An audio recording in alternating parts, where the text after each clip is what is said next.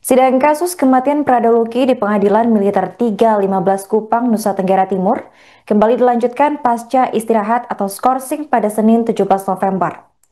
Dalam sidang lanjutan yang kembali digelar ini dihadirkan dua orang saksi baru. Mereka adalah ahli hukum pidana militer yaitu Dedi Manavea, sekaligus dosen Fakultas Hukum Universitas Nusa Cendana dan juga Komandan Batalion Letkol Infanteri Custik Handinata. Sidang kali ini membahas soal aspek-aspek hukum yang berkaitan erat dengan pelanggaran yang dilakukan oleh Letu Ahmad Faisal sebagai komandan terkait dugaan tindakan di luar batas kewenangan yang menyebabkan kematian Prada Luki. Untuk informasi selengkapnya akan dilaporkan langsung oleh jurnalis Pos Kupang yaitu rekan Esti. Selamat sore Tribuners, melaporkan langsung dari Kota Kupang, Provinsi Nusa Tenggara Timur. Pada hari ini sidang kelanjutan dugaan kasus penganiayaan yang menewaskan Prada Luki Septra Saputra Namo kembali digelar di Pengadilan 315 Kota Kupang. Pada hari ini sidang dilanjutkan dengan agenda pemeriksaan saksi dan dua saksi dihadirkan. Saksi yang pertama adalah ahli hukum pidana militer yakni Dedi Manavea yang merupakan seorang dosen dari Fakultas Hukum Universitas Nusa Cendana dan Komandan Batalion tempat di mana almarhum Prada Luki bertugas yakni Justin Handinata.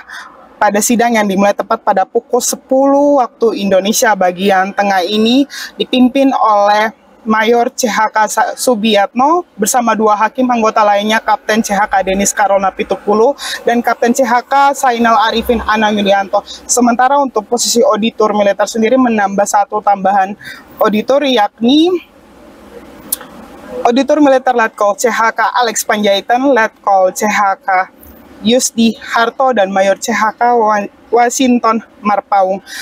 Dalam sidang hari ini saksi ahli yakni Dedi Manavea menjelaskan secara rinci terkait unsur pembiaraan dalam pasal 132 KUHPM yang diduga berkaitan dengan perbuatan terdakwa.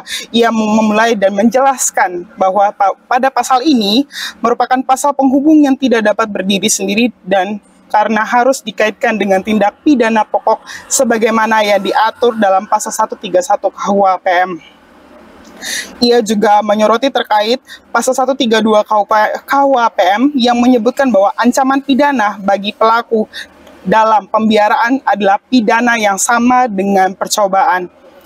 Dan dalam ajaran hukum pidana, pidana percobaan ini dikenai ancaman pidana dikurangi sepertiga dari ancaman pidana pokok. Adapun dalam pasal 131 KUHPM ini menetapkan ancaman pidana sebagai berikut. Yang pertama, ayat 1, 4 tahun penjara, ayat 2, 6 tahun penjara, ayat ketiga adalah 9 tahun penjara. Dan ia juga menjelaskan bahwa ancaman pidana bagi atasan yang membiarkan tindak pidana bawahan mengikuti ketentuan tersebut akan dikurangi sepertiga dari ancaman pidana pokok. Dan kehadiran saksi ahli Dedi Manavea sendiri untuk menjelaskan terkait aspek-aspek hukum yang berkaitan erat dengan dugaan pelanggaran dan hubungan komando yang menjadi inti perkara dari kematian almarhum Prada Luki. Dalam keterangannya di persidangan tadi, Dedi menegaskan bahwa hubungan bawahan dan juga atasan di dalam lingkungan TNI memiliki batasan kewenangan yang sangat jelas berdasarkan Undang-Undang TNI dan Undang-Undang Disiplin Militer. Ia juga menyebutkan bahwa tugas pokok seorang atasan bukan hanya untuk memimpin, tetapi melakukan pembinaan personal, memastikan kepatuhan hukum dan tidak menggunakan kewenangan yang secara sewenang-wenangnya. Menurut Dedi sendiri, atasan memiliki dua komponen besar, yakni yang pertama adalah hak dan kewenangan untuk memimpin serta membina serta kewajiban untuk tidak menyalahgunakan kekuasaan termasuk memberikan hukuman kepada bawahan. Majelis Hakim sendiri juga menggali keterangan ahli mengenai kedudukan hukum seorang atasan ketika terjadi tindakan terhadap bawahan, termasuk apakah tindakan tersebut masih dikategorikan sebagai pembinaan atau sudah masuk dalam penyalahgunaan kewenangan. Dan penjelasan ini menjadi sangat berkolerasi dengan pokok dakwaan terhadap Letu Ahmad Faisal yang merupakan terdakwa yang dihadirkan pada sidang hari ini yang diduga melakukan tindak di luar batas kewenangan selaku atasan yang mengakibatkan dampak fatal dari almarhum Prada Luki. Dan penjelasan ini menjadi sangat penting bagi majelis hakim untuk menilai apakah peristiwa yang menimpa almarhum Prada Luki terjadi dalam konteks kedinasan yang menjadi unsur penting dalam penentuan pasal pidana militer. Sidang selanjutnya dilanjutkan tepat pada pukul 13.30 waktu Indonesia bagian tengah setelah menjalani masa peristirahat atau masa skorsing selama 30 menit. Sidang ini dilanjutkan dengan menghadirkan Komandan Batalion tempat di mana almarhum Pradaluki bertugas, yakni Justik Handinata.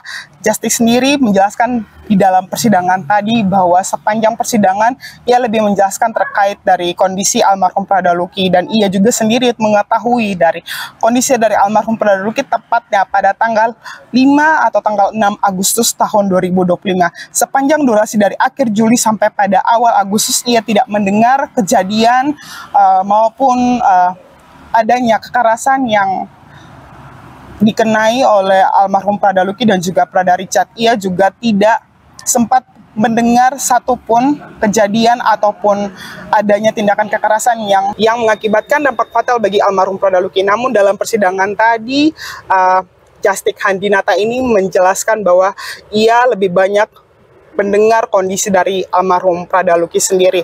Dalam kesaksiannya, ia menjelaskan bahwa pada tanggal 5 Agustus ia mendengar kabar terkait almarhum Pradaluki yang dirawat di ICU di RSU Airemona GKO, dan ia menjelaskan bahwa dalam kondisi yang ia dengar terkait almarhum Pradaluki sendiri sudah masuk dalam ruang ICU dan mendapatkan perawatan medis yakni ventilator. Namun pada saat itu ia tidak mendengar terkait kondisi di mana Prada Richard sendiri. Ia lebih banyak mendengarkan kondisi dari almarhum Pradaluki dan memberikan laporan kepada atasannya. Dan pada saat itu ia juga mendengar dari almarhum Pradaluki sendiri, dan dia menyimpulkan bahwa adanya trauma benda tumpul yang dihadapi oleh almarhum Pradaluki, dan pada saat itu ia menyimpulkan bahwa adanya tindakan kekerasan yang dialami oleh almarhum Pradaluki. Dalam kesaksian Justik Handinata ini membuat kaget dari ibu kandung dari almarhum Pradaluki yang hadir dalam persidangan tadi. Pada seusai sidang tadi, ia sempat untuk menghampiri ruangan saksi, tempat di mana Justik Handinata berada, dan menunggu beberapa saat, namun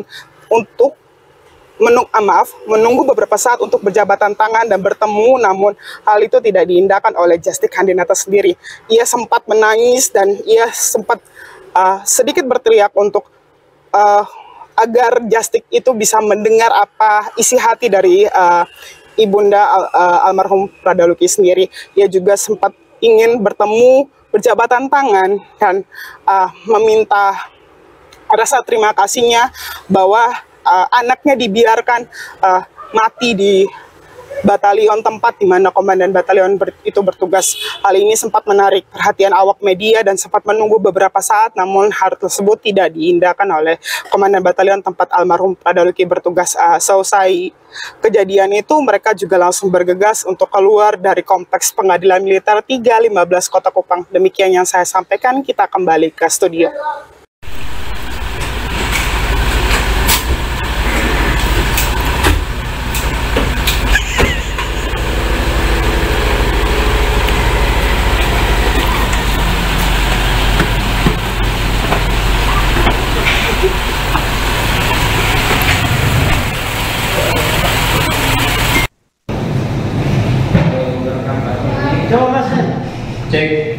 Download Tribun X sekarang, menghadirkan lokal menjadi Indonesia.